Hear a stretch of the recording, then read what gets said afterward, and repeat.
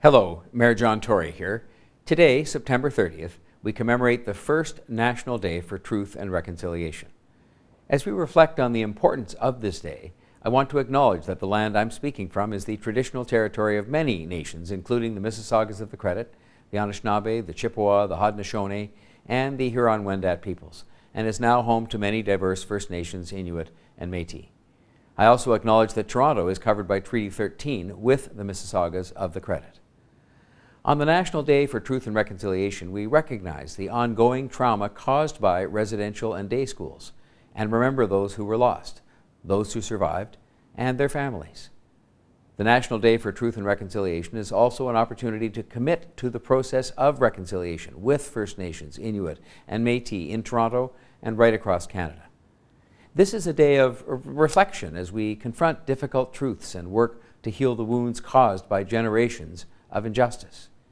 It is a truth that under the horrific residential school system, thousands of First Nations, Inuit, and Métis children were forcibly taken from their families and communities. It is a truth that these innocent children were stripped of their culture, their languages, and even in some cases, their names. It is a truth that tragically, many of those children never came home.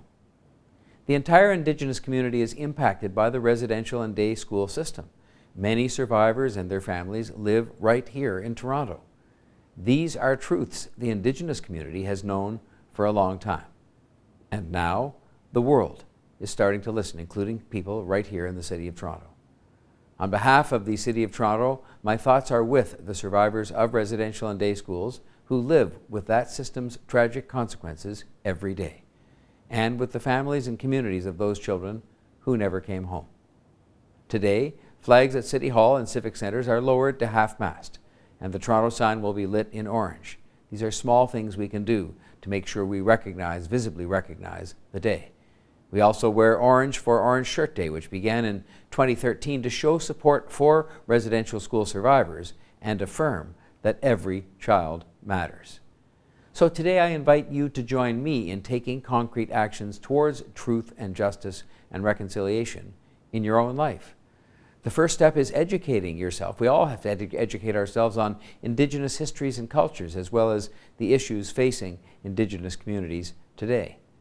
Read the Truth and Reconciliation Commission of Canada's calls to action and find out how you can apply them in your own life or in your own business.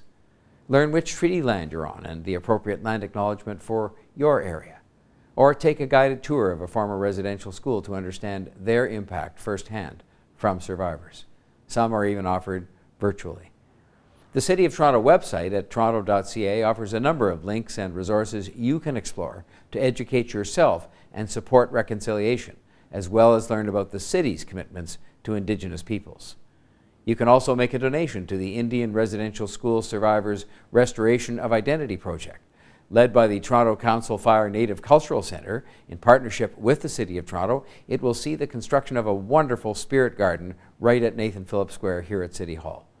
This peaceful and contemplative space will honor residential school survivors and all the children lost to their families and to their communities. We'll all be able to reflect there on some of these chapters in our history that are shameful, but that we have to know about, we have to understand so that we will never repeat them. Today and every day we can also support the Indigenous businesses and the artists and the restaurants and organizations that help make Toronto such a thriving and diverse city. These are just some of the ways we can continue to advance truth and justice and reconciliation in our own city, beyond the considerable work being done at City Hall on housing and health and employment for Toronto's Indigenous population, just to name 3 important priorities. Reconciliation is never an easy process. It will take time. It can be uncomfortable to rethink long-held systems of belief, but it is all absolutely necessary. And so today, on the National Day for Truth and Reconciliation, I invite you to reflect on the role we can all play in moving truth and justice and reconciliation forward. And most importantly, please remember the Indigenous lives that were lost or forever changed by residential schools. Thank you.